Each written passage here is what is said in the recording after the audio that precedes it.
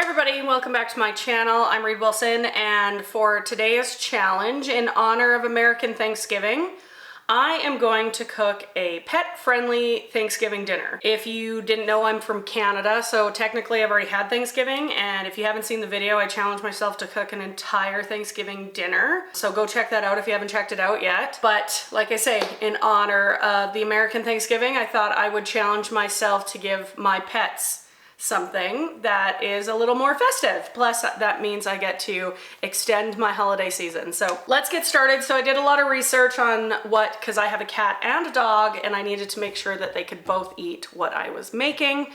And so essentially I will show you what I'm gonna do and we will go from there, and then I'll just give you some background on my two little fur babies. The first thing I'm gonna get started is we are gonna make rice, plain white rice, you guys. No added flavor, no nothing, so just boiled in water. And I'm not making very much. I'm only gonna make about a half a cup-ish. So just like any rice recipe, 2-to-1 ratio. So half a cup of rice, and I'm gonna do 1 cup of water. Now, at the same time, I am going to I am gonna make a turkey breast for them.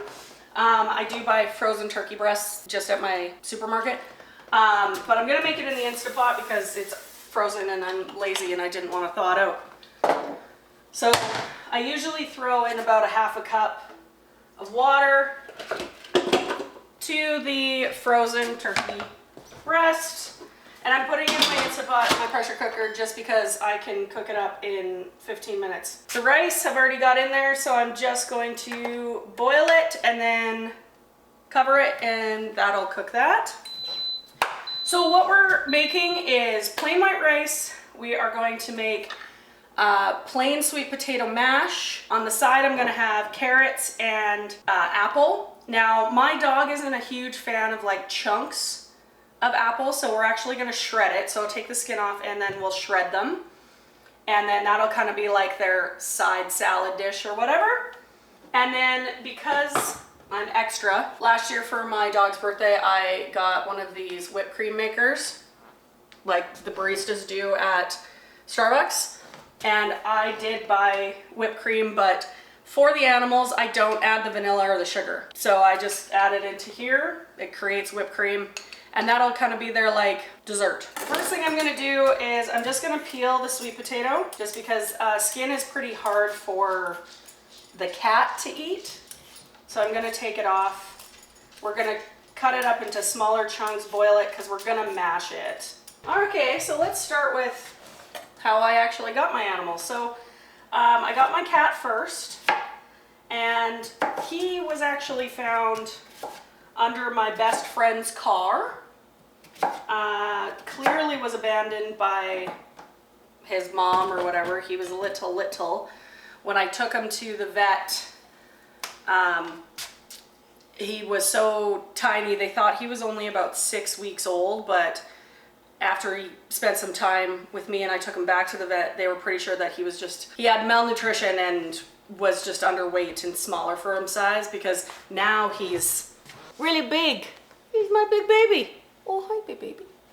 Oh, yeah. Do you want to say hi to the camera? Hello. This is Octavius.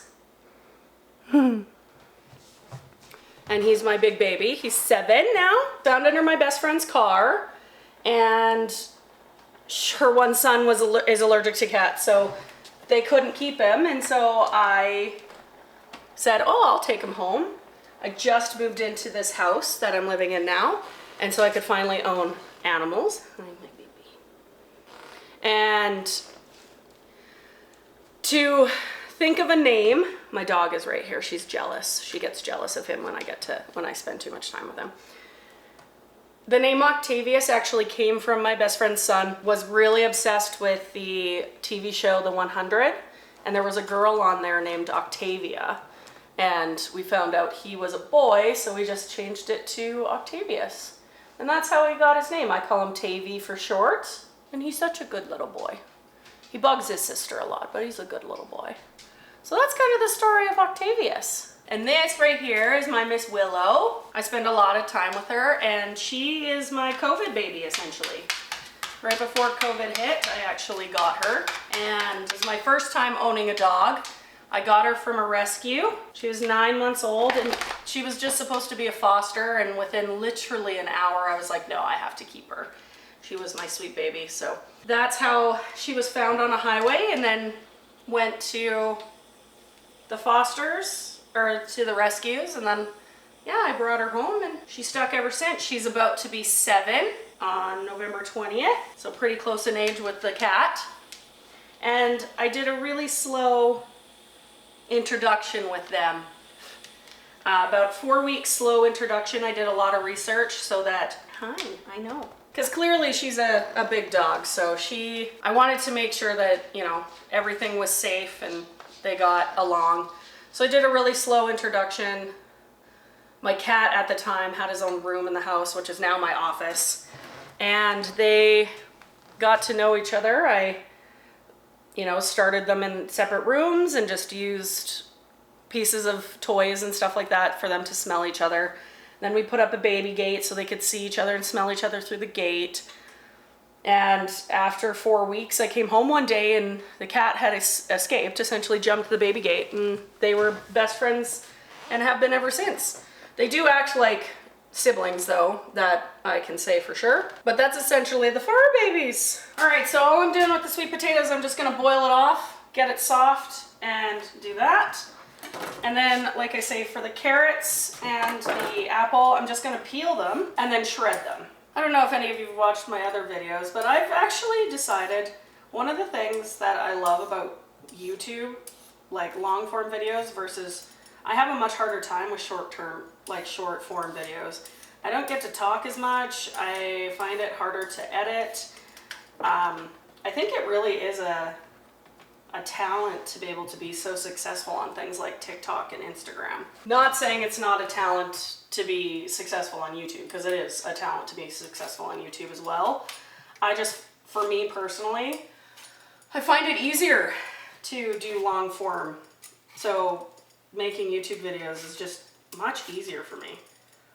And I actually find them more fun. And it's a bit more of an outlet than just making like a 30-second TikTok video. Like, I love it when these content creators that do like TikToks and all that kind of stuff go on to podcasts or go on to other like talk shows or things, or other shows in general, because then you actually really get to know who they are, what their personality is. And I love that kind of stuff. Probably why I use YouTube as my outlet for life. My dog here's the grater. He knows that it's carrots. So I asked this in my Canadian Thanksgiving video, but let's go with all of my American watchers. What do you guys do for holiday traditions for Thanksgiving? Like, do you guys have any specific traditions you do? How do you celebrate? I'd like to know in the comments. Now, because this is a pet-focused video, I'd like to know how many of you own pets. What kind of pets?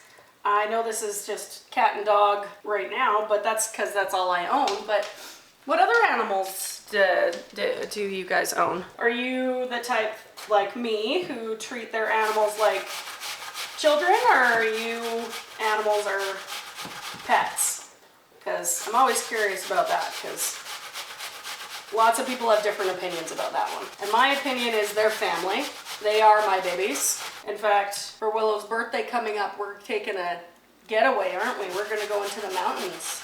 Okay, so I'll just show you what I do with the whipped cream, and then I'll probably clean this all up. All I do is I buy a thing of whipped cream. The coolest part, just pour it into your little machine here. The lid back on. And then you have to buy these little CO2 container or canisters to be able to create what is instant whipped cream. Should make that sound.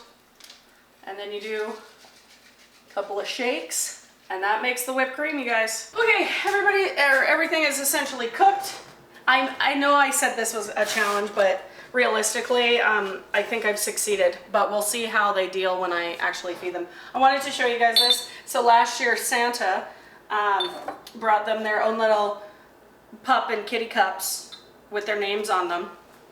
So that's what their whipped cream will go into. And then I did chop up the turkey breast just like really, really thin so that it's, or really, really small pieces so that it's easy for the cat to eat. Now I am gonna mention that I cooked this early on in the day so that I can actually stick it in the fridge so that it can fully cool down. You'd never wanna give your pets hot food. I mean, warm food maybe, but I don't think so. Don't quote me on that. Honestly, I might put the whipped cream just on top just for fun tonight. We'll see. But essentially, that's what it looks like. That's the dogs. That's the cats. So all in all, I think this challenge was a win, but I will show you them eating it later on tonight. All right, I'm gonna show you guys how the whipped cream works. Like that. All right, kitty.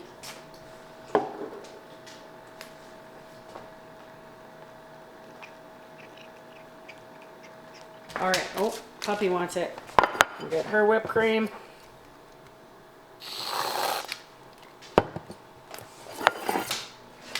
Ready. Oh, we're excited.